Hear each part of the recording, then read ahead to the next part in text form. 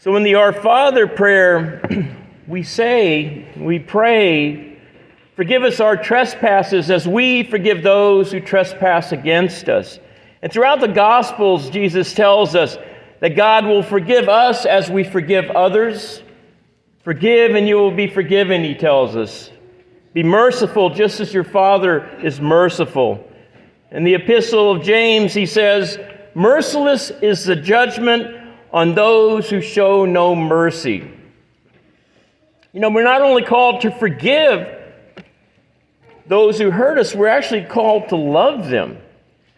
Love your enemies, do good to those who hate you. Bless those who curse you. If you keep my commandments, he said, the great commandment that Jesus has given us, what is that? To love one another as I have loved you. In the Old Testament, God tells us to love our neighbor, but Jesus tells us, I say to you, love your enemies and pray for those who persecute you. Pray for those who persecute us. Sometimes it's hard to love and forgive those that we love. It's easier to forgive those that are good and lovable. But how is it possible to love our enemies who inflict harm on us? Jesus tells us, he doesn't tell us to tolerate our enemies, he tells us to love our enemies. Today's culture, tolerance is somehow considered a virtue. We equate tolerance with loving. When we consider ourselves tolerant, we kind of pat ourselves on the back.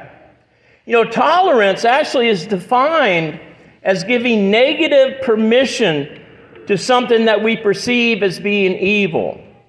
Whether it is or not, we perceive it to be, and we give negative permission to it. Just like you're in a bank that's getting robbed, and it's not within your authority to try to do anything, you're not participating, you're giving permission by not saying or doing anything.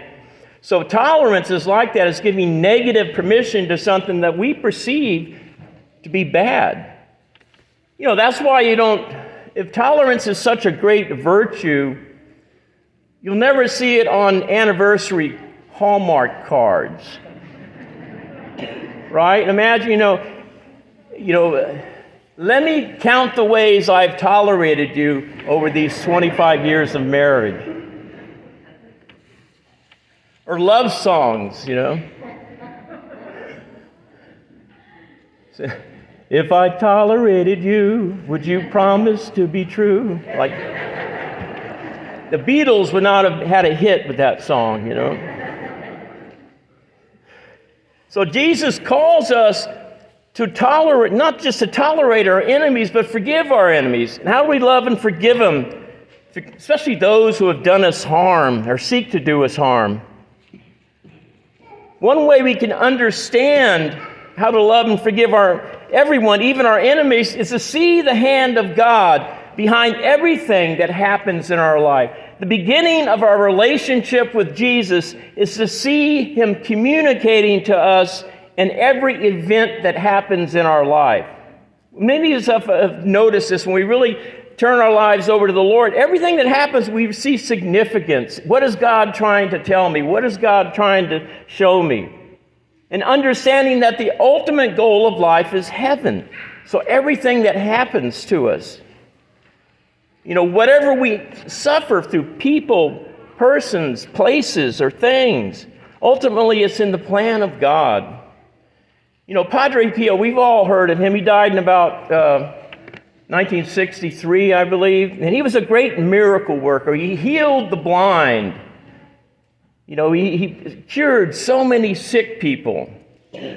During the Spanish flu pandemic of 1917, 1919 or so many people died from that. Padre Pio's younger sister, his baby sister, and her 4-year-old son died from the Spanish flu.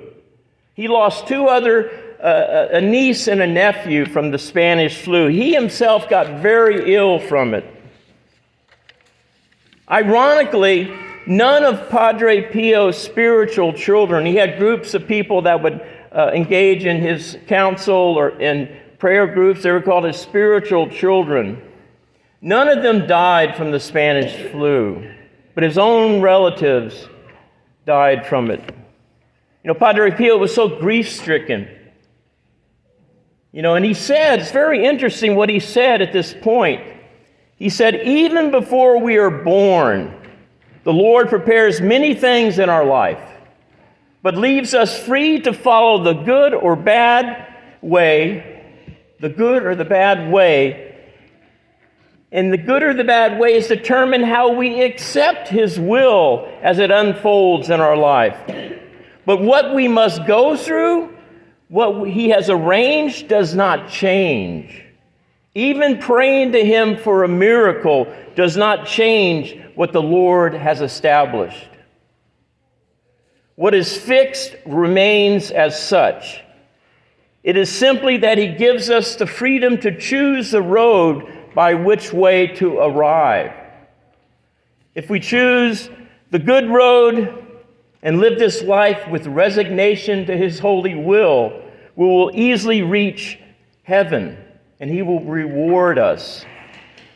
He says, misfortune, illness, humiliations, these are all things destined by God. But everything depends on how they are accepted by us. The only thing we can control is our willful acceptance of His will, no matter what life unfolds. And we all can see, looking back on our lives at this point, how bad things have actually turned into good things. Everything we are now, sitting in this pew or standing here, is a result of everything that's happened in the past, good or bad. Even our bad decisions, somehow God brings good out of. So everything depends on how they are accepted by us, how everything unfolds around us in God's will, acting out in our life. And also it helps to understand that every antagonism is somehow complementary in the plan of God. The ultimate plan of God for our lives is to get us to heaven. That's why saints would tolerate persecutions and sufferings, because they understood that this world is temporary. Their philosophy of life helped them so much. St. John Vianney, patron saint of parish priests, he had a hard time with anger, but he learned to control it. And one time, after one of his homilies, he was standing out there greeting parishioners, and a lady came up to him and slapped him on his cheek. And he said, "Madam, the other cheek is jealous." And then he went up to his room and laid in bed and just shook, with the anger that was kind of there that he controlled, It's like also they understand not only is life temporary, but this physical body is temporary. Yes, at the end of time it's going to be glorified. But St. Paul described his body as a tent. He said, when this tent is destroyed, I'm not going to be found naked. In other words, I'm going to have a glorified body. I'm going to have a spiritual body. That spiritual body that we leave this material body with, this material body, whatever the energy of is that makes up this body, at the end of time, at the final judgment, will be reunited with us and enhance our glory. So they understand the body is not the most important thing. Paul said, who can save me from this body of death? The grace of God through Jesus Christ. So that's how they were able to give themselves up to so much suffering too. Christ gives us a perfect example of how to see the hand of God working through other people who are acting as our enemies. When Pontius Pilate threatened Jesus, he said, "Don't you realize that I have the power to put you to death?" And Jesus answered, "You have no power over me except that which has been given from above." So understanding that God is in control helps us to deal with adversity. The divine wisdom of God rules and governs every action and movement, especially the exact moment that God is going to take us out of this world. We never know. Our job is to accept His holy will. One holy priest said one time, the quickest way to take time off purgatory is to accept the way God has you leave this world. You know, our correct philosophy of life helps us to see God's hand in everything that happens around us. It helps us see that every antagonism, our so-called enemies are actually complementary on our journey to heaven. Enemies serve as complementary antagonists. You know, for any of you who've heard my sordid life story, I've had plenty to forgive in life. But one of the things that helps me is to understand everything that's happened to me has got me right up to this point in life. But what is forgiveness? Forgiveness doesn't mean you feel lovey-dovey about the person. Forgiveness doesn't mean that you invite them back into your life to wreak havoc again. Forgiveness is an act of the will. Say, Lord, as you forgive them, I forgive them. Because even justified anger still is detrimental to us. Unforgiveness, anger, it implodes within us. It destroys us physically, spiritually. So it's not an act of bringing the person back into your life necessarily, because a lot of times they're just going to create dysfunction again. It's letting go. It's that act of the will. You know, because we try to see the hand of God in every event, it's easier to forgive wrongdoings that are inflicted on us. Loving enemies is really easier said than done, but understanding love is also an act of the will. Love isn't an emotion. Love is an act of the will primarily. You know, loving is not feeling lovey-dovey. Forgiveness is not feeling all loving towards a person. It's an act of the will. I love and forgive that person. You know, crosses inflicted on us by others help us to grow stronger in virtue. You know, another example is St. Ignatius of Antioch, who was a direct disciple of John the Apostle. He's being taken to Rome to be fed to the lions. And he heard that his disciples were going to bribe guards or whatever to get him freed. And he wrote, and he said, we still have his letters. He said, please don't do that. I want to fulfill the will of God in my life. He said, if for some reason the lions don't attack me, I'm going to slap them or antagonize them to do it. He said, because let me become the food for the wild beasts so that I may go to God. I am his wheat, and I pray to be ground up by the teeth of the lions so I can become Christ's pure bread. So when all is said and done, we can look down from heaven with an aerial view of our life. And then we can find out why good things or bad things or tragic things happen. We'll be able to see in all the hindsight God's love in our life, where every antagonism, suffering we experience that we thought at the time was so bad has brought us to heaven, that helped us in our journey. We can see that they've all contributed to where we are in the present moment of our life.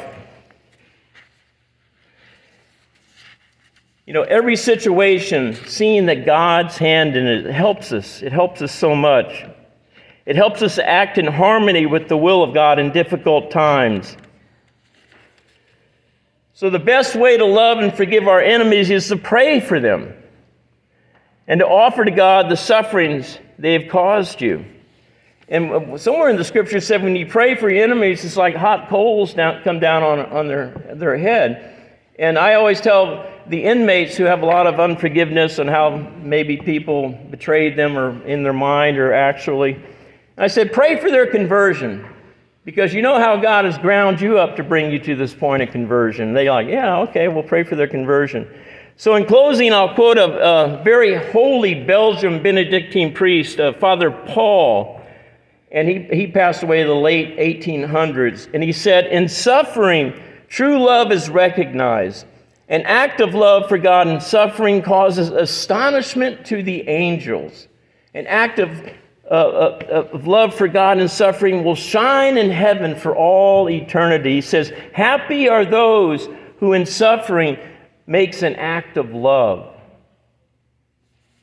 So today, let's ask Jesus for the grace to love and forgive each other as he has loved us and forgiven us, especially the grace to forgive our enemies, so that when we leave this world, we may become citizens of heaven and enter into the eternal happiness and abide in God forever.